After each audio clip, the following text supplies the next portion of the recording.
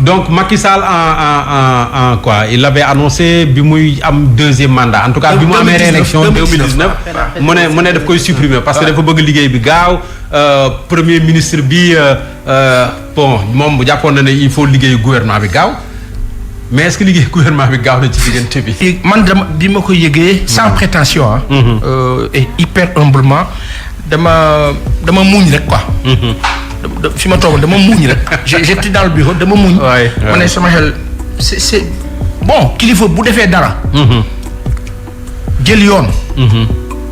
ma jàpp ne dem na ba ci biir jàpp ne yoon bi dama juum. bu delloo c'est de la grandeur. su dee loolu laa wax su dee loolu. c'est de la grandeur maa ngi fàttaliku. grandeur parce que peut-être nangu na ne. nangu juum bi. c'est une portion. mais fi ma tàmbalee c'est juste pour dire. ay hypothèse la bu fekkee ne loolu la. waaw c'est de la grandeur. Et ça voudra dire. nangu ne juum nga. Ça voudra dire énormément de choses pour le futur su dee loolu la. beneen bi mooy que dama njort ne. coow li dina bëri loogu. mais jàpp naa ni. dafay mel ni le président Macky Sall dafay nekk ci perspective d'un plan B. Au cas où l'affaire du troisième mandat ne prospère pas. Au cas où.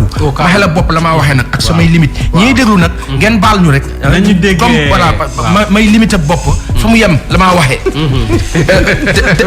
yaa ngi ree de. waaw mu leer rek parce que bala ñuy wax ni dañuy def gisaane. may limite bopp fi ma yem. fi nga xam ni ba ma tooyee ma kër nii la ma kaa waxee. moo la. président Macky Sall nit ñaa ngi koy jiiñ tuuma mu ngi jëm ci troisième mandat.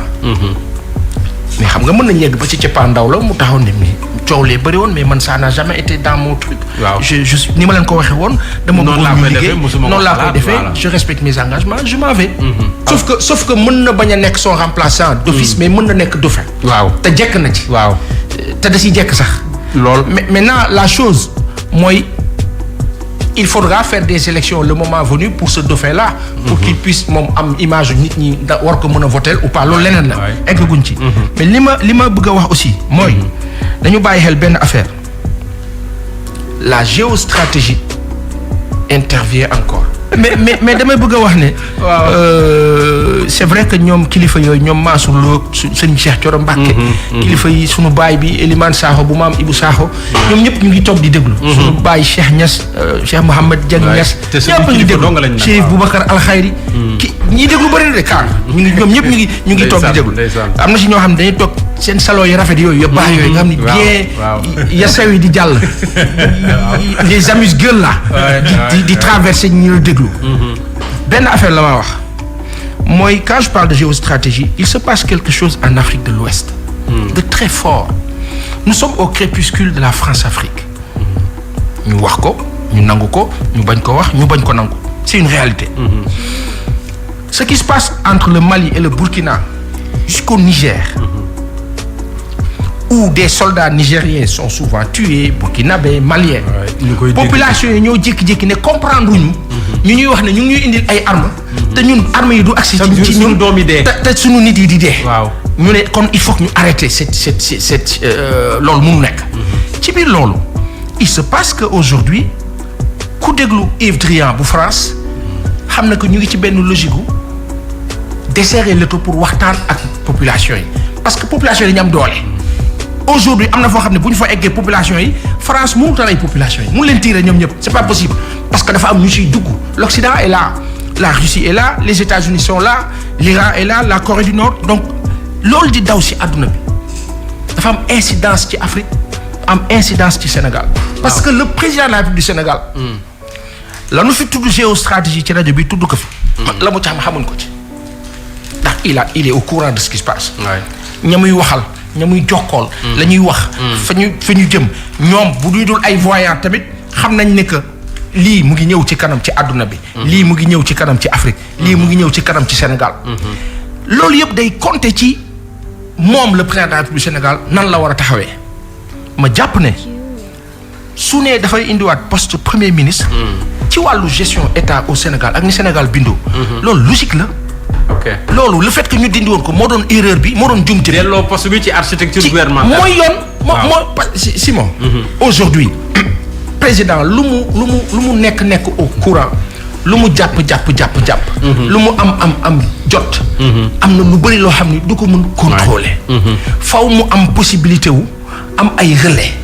mais relais yooyu foog mu am link boo xam ni moom la ñuy woowee coordonnateur général. mooy premier ministre. ki nga xam ni mooy coordonner les activités. Vraiment voilà. la stature. nekk un animateur. exactement voilà. ba pare di ko jox les bonnes infos. pour que ñoom ñuy am des séances présentielles de prise de décision. dama bëgg a wax rek ne. sur le plan géostratégique li xew président bi war a lijjanti Afrique. quand il va être à la tête de l'Union africaine.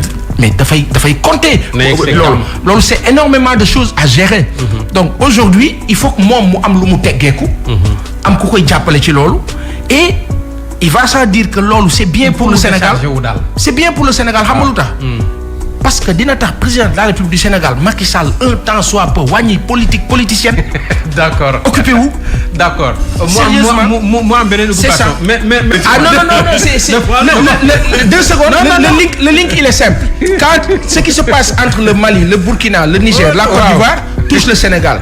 il y a quelqu'un qui est là qui s'appelle la France ku am moom incidence ci sunu ay prise de décision. d'accord kooku incidence yooyu mu am day compter ci attitude du président Macky Sall. c'est de facto. parce que c'est lié au Dauphinat. Le Dauphinat pourquoi parce que si le 3e mandat mënut a nekk te 3e mandat bi dem dans le sens où de devoir être là pour gérer des intérêts d'autrui des contrats déjà signés.